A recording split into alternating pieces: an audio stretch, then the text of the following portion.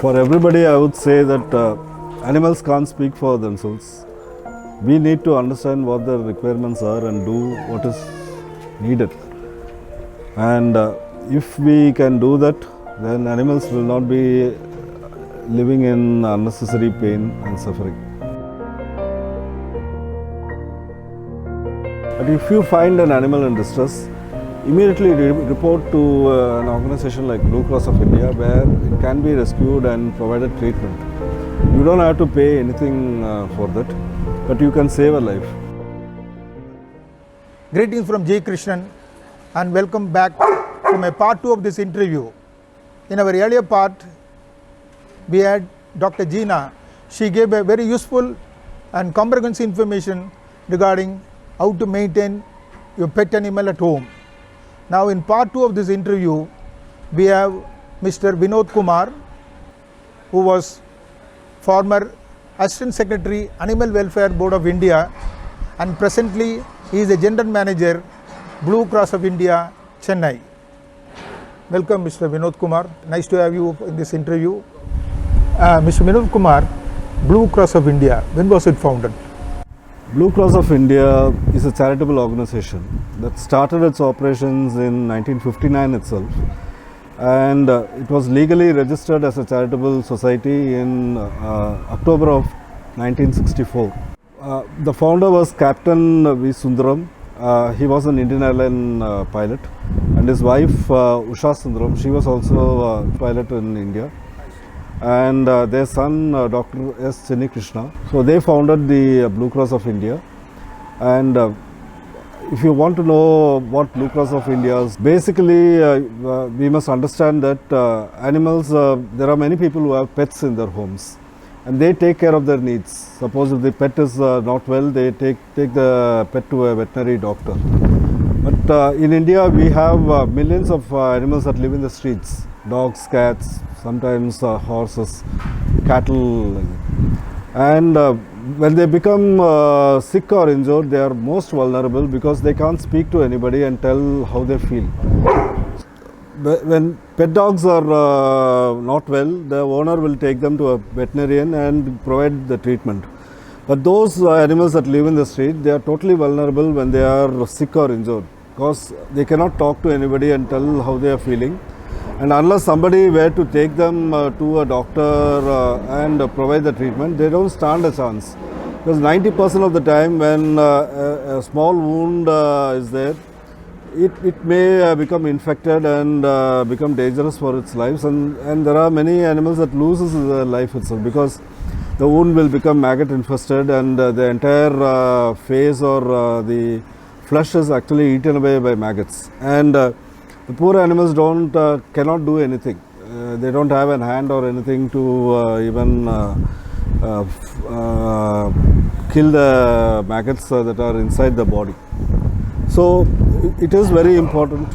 So animals are mostly vulnerable when they are sick or injured because they can't communicate with human beings, and we have to actually see what their needs are and take action. It is more so in the case of animals that live in the street because they don't have an owner to take care of them, and if everybody ignores them and they are sick or injured, they literally don't stand a chance. 90% of the animals that become sick or injured and not treated may die, and death doesn't come immediately. It is a slow and painful death, horrible death. And many people come to know about an animal's death when the carcass starts rotting and smelling. So this organization, Blue Cross of India, was founded to actually cater to the needs of distressed animals that live in the streets. We do have an outpatient department in our hospital where people can bring their pets and take treatment. But after the treatment is over, they have to take them back to the home. The animals that are actually housed in Blue Cross of India, that are actually admitted and given treatment, they are all animals that live in the streets. And in a year, we treat close to 20,000 animals, different kinds of animals. It will be dogs, puppies, cats, kittens, cattle, horses, donkeys, birds, even guinea pigs and rabbits, and the wild animals that are actually brought by the forest department for treatment here. So we have a full-fledged hospital here, and our hospital has around 8 or 9 veterinary doctors and operation theatres for treatment. And it is a full-fledged hospital which works for 365 days a year, and employees are given 1 day off in a week, so anybody can come on a weekend or even on a Sunday, and they'll find Blue Cross of India working.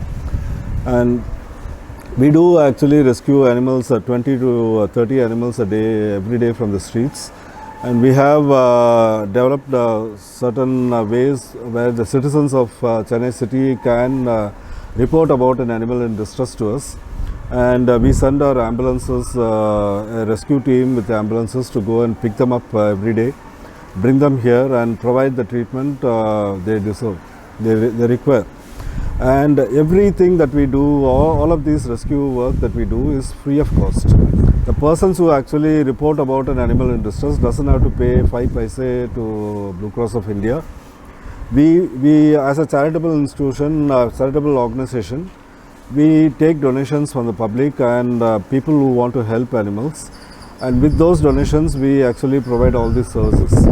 So the people who are actually reporting do not have to actually pay for the treatment that the animal deserves. And we do try to rescue as many animals as we want, but sometimes we cannot reach all the animals that are reported to us, because unlike human ambulances where there are tens of thousands of hospitals and ambulances, Blue Cross is one animal welfare organization which does rescues in the city. Only now 1 or 2 small organizations have started those processes. So it may not be possible for us to reach the entire city of Chennai when they are reported to us, but we do try to follow up the next day and try to rescue that animal and bring it here. And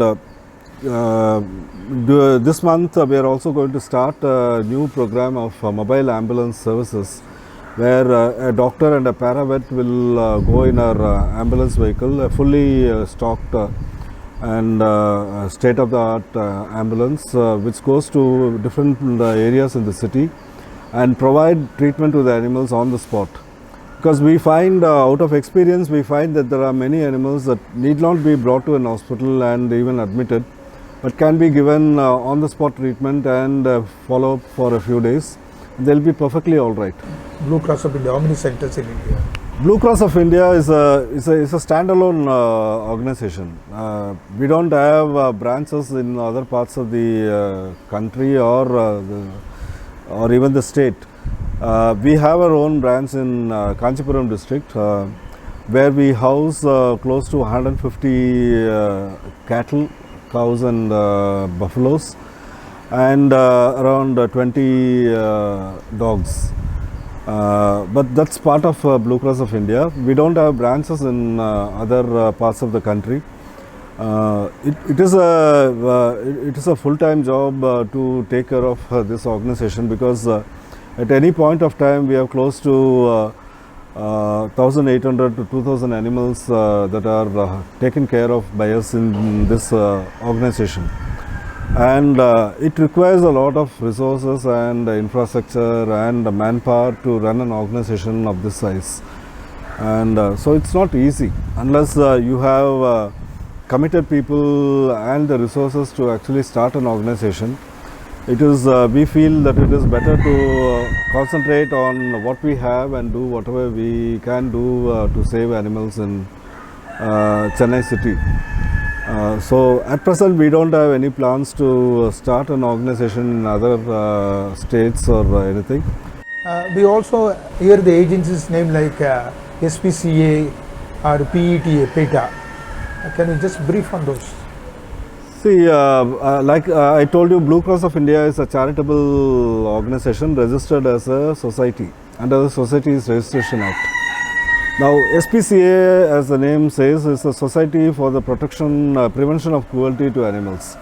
It is actually an organization that is formed under the SPCA rules of 2001, and it is actually established by the state government in every district to look after the different needs of animals, meaning that SPCAs are empowered to actually take action against people who commit cruelty to animals. They have the power to go search and seize animals that are being abused by people, and they can actually take the perpetrator before a magistrate and file a case against them under the Prevention of Cruelty to Animals Act 1960. PETA is a charitable organization. There are many ways a charitable organization can be registered in India. One is the Societies Registration Act, as I told you. One is a Trust Act, and there is also Section 8 of Companies Act, where an organization can be registered as a charitable institution. So similarly, PETA is actually a charitable organization which is actually more into advocacy and fighting legal cases for animal rights. They are a genuine organization working for animals in India. Just like we are actually an organization working for a whole lot of things. As a shelter, giving treatment to distressed animals, for propagating humane education amongst children and the general public, for being kind to animals, and if required, even filing cases against cruelty or about animal welfare issues in courts. So we do a lot. PETA also does all these things, but as far as sheltering animals is concerned, they do it in a very, very small way. They are more into advocacy and propagating animal rights and fighting for animal rights. What about in case of birds or reptiles? Do you have a role in that? Yeah. In fact, what I would tell is birds, reptiles, everything comes under the animal kingdom. We do have an aviary section in Blue Cross of India, where we provide treatment to a whole variety of birds: crows, pigeons, kites, vultures, owls. All of these birds actually get injured because of mostly because of the manja thread that we use for flying kites. When these birds actually fly across the thread between the trees, their wings get broken, the feathers are damaged, and they fall down. They can't fly. And sometimes people inform about it, and we go and rescue it, or inform the forest department if it's a wild animal, and we provide treatment for that. It requires a lengthy treatment, and after the wound is healed, we actually put them in a bigger enclosure where they are encouraged to fly, so that they get strength to the wings and they are able to fly on their own afterwards. So we do it quite often. For those wild animals like kites and vultures and the owls and other kinds of wild animals, after they are all right, we inform the forest department and go and hand it over to them, and they rehabilitate those wild animals. When about reptiles, I want to mention a special thing. We don't normally take a lot of reptiles in the sense that most of the reptiles in India are wild animals, like snakes. Snakes are all wild animals that should not be actually hunted or and even if you come across a snake which is in distress, it is your duty to inform the forest department, so that they come and rescue the snake, and they may have some authorized people who are allowed to rescue snakes. It is only through them that you should do it, and they actually provide the treatment through the wildlife veterinarians who have experience in treating these animals. So we don't actually treat snakes or anything in Blue Cross of India, but we do actually have white mice and those kind of reptiles. So basically, as I told you about the Wildlife Protection Act, it is an important act, and people need to know about Wildlife Protection Act. when you talk about pets, there are many people who out of ignorance actually keep green parrots as pets. You must understand that in Wildlife Protection Act there are 5 chapters that are given, schedules they are called, 5 schedules, where they actually give the names of the wild animals that are included in the schedule. And all these wild animals are animals that are protected under the Wildlife Protection Act and cannot be kept as a pet by anybody. And unless they get a written order from the Chief Wildlife Warden, who is the highest officer of Forest Department in the state. And the Chief Wildlife Warden doesn't give permission or written permission to anybody to keep these wild animals as pets. So if somebody is actually keeping a green parrot, which is called Alexandrian parakeet, in their house in cages, they are actually committing a punishable offence. And under the Wildlife Protection Act, poaching is punishable up to 7 years imprisonment. It doesn't matter that you do it out of ignorance or willfully.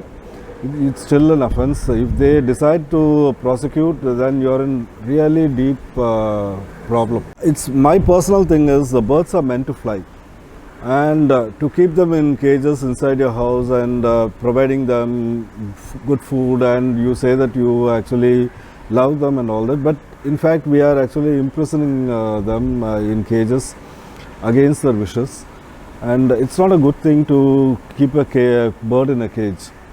So my request would be to have pets that are actually allowed and easy to maintain, like dogs, cats, and if you are so interested, even other small animals can be there. But it is important to keep a pet, provided you know how to take care of them. And in fact, Doxy that you see here was an abandoned pet. He came to us in March of 2020, just before the nationwide lockdown for coronavirus took place. And he was in such a bad state, I thought he would never survive. He had terrible tick fever, and his size was almost 1/3 of what he is now. And he was literally skin and bones. So I really had my doubts that he would survive for even a short period of time.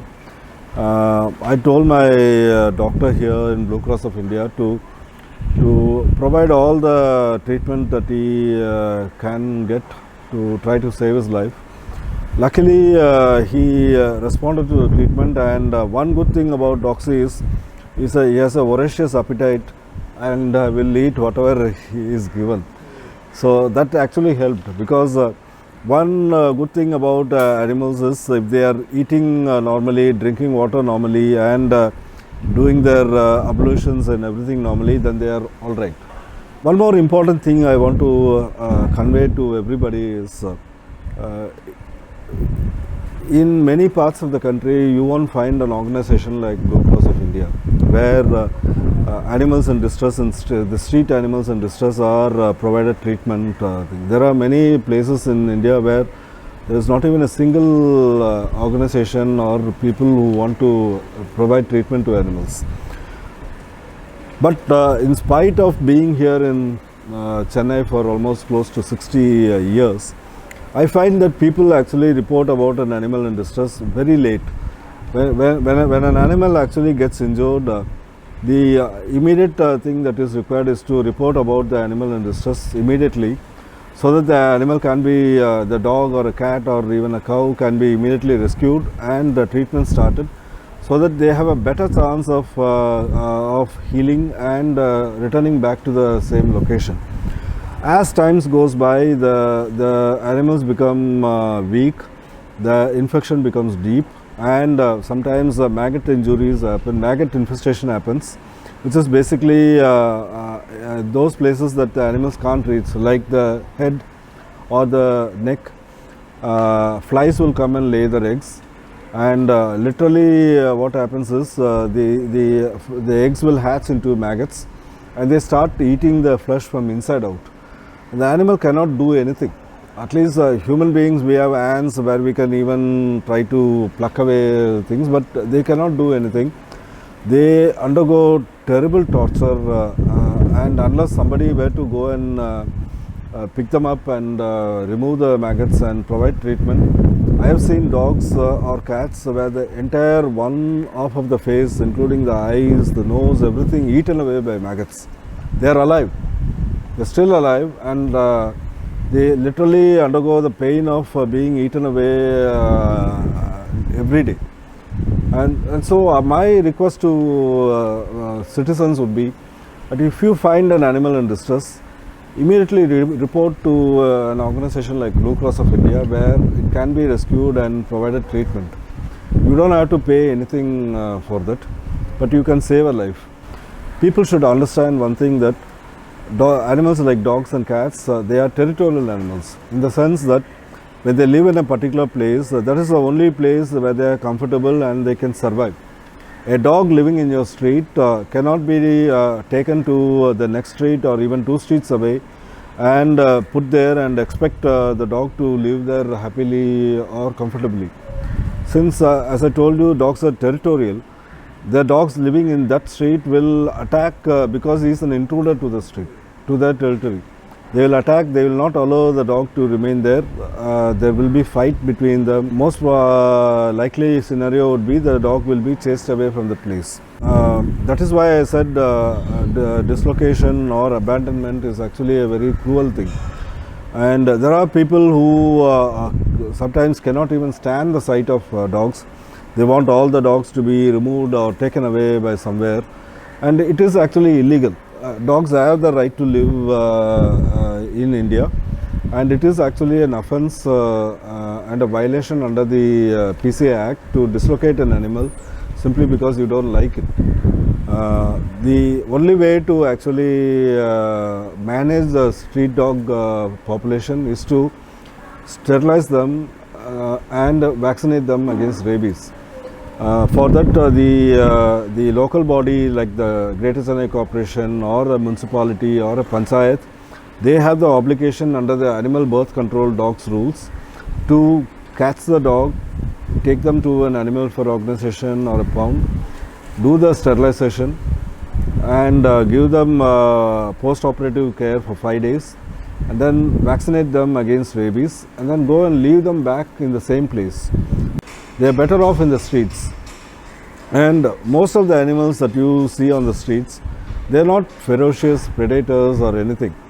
They, in fact, if you were to spend 5 rupees and buy a biscuit packet and give it to them, next day you see them, they will just come and wag their tails. They are that kind of thing.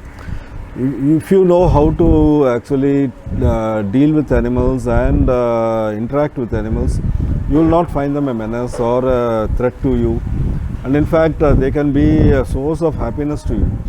If you are actually abusing them or being cruel to them, even while slaughtering them, then it becomes a punishable offence.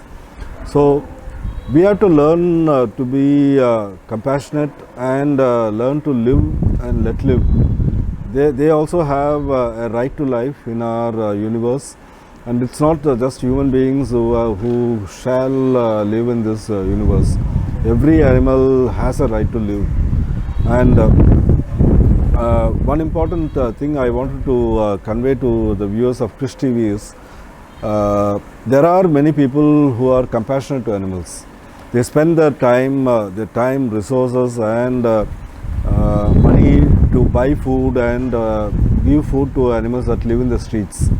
Because sometimes dogs can go hungry if they cannot find food. So they actually spend their resources to make food or buy food and provide it to them. And you have many people who are living in that society being very abusive and intimidating to those kind of compassionate people. I just don't understand why they should be like that. It is, if you cannot help an animal, at least don't harm those who are doing it. That's the least that you can do as a human being. So I don't expect everybody to be very animal friendly or being animal lovers. But as I told you, if you cannot help them or be good to them, at least don't harm them. That will be a great thing. because most of the cruelties that happen to animals happen because of greed and indifference and insolence, and the thinking that they can get away by doing anything. I feel that people who are actually committing cruelty should be prosecuted, and that will actually act as a deterrent to the others who feel that they can do whatever they can against animals and get away with it. Mr. Vinod, before coming to BCI, you were there as a former Assistant Secretary, Animal Welfare Board of India. What were the activities? Animal Welfare Board is a statutory body of the Government of India. It's actually established under the provisions of the Prevention of Cruelty to Animals Act. It's one of a kind in India. It's the only organization in India. Okay. It doesn't have branches or anything. And the AWBI is an advisory body to the Government of India for the framing of laws, animal welfare laws, and also as a funding body for animal welfare organizations who take care of animals. So I have a duty to propagate about humane treatment to animals by approaching the public, schools, colleges and all, and to tell people to treat animals in a humane manner. More than 3,000 organizations are affiliated to AWBI, and over 1,000 to 1,500 organizations apply to the AWBI for grant in aid for taking care of animals. And AWBI was implementing, when I was there, it was implementing around 5 or 6 schemes where they give grants for construction of shelter house, buying an ambulance, for doing animal birth control for dogs, and for emergency relief during natural calamities. AWBI came out with an advisory that was actually put in their website about what are the do's and don'ts about pet dogs and about street dogs. Now they've shifted to Haryana. I want people to be compassionate and do whatever they can to help animals, and in case they are not animal friendly, at least allow them to live. That's the least that you can do. With more than 20 years rich experience in Animal Welfare Board of India, and now for the past 3.5 years in Blue Cross of India, what is the message you like to give to the pet lovers or the owners? For everybody, I would say that animals can't speak for themselves. We need to understand what their requirements are and do what is needed. And if we can do that, then animals will not be living in unnecessary pain and suffering. Thank you, Mr. Vinod Kumar. You gave a wonderful presentation.